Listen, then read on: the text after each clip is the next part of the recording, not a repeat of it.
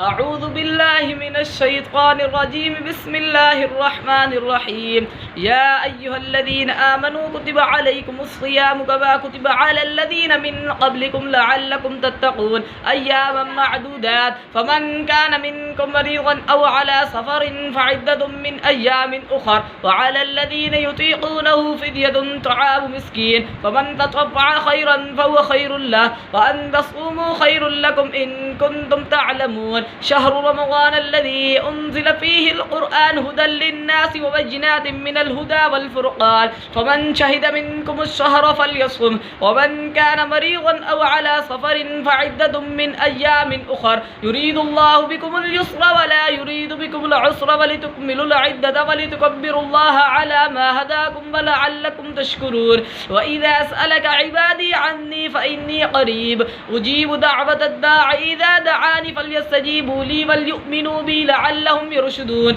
أحل لكم ليلة الصيام الرفث إلى نسائكم هن لباس لكم وأنتم لباس لهن علم الله أنكم كنتم تختانون أنفسكم فتاب عليكم وعفى عنكم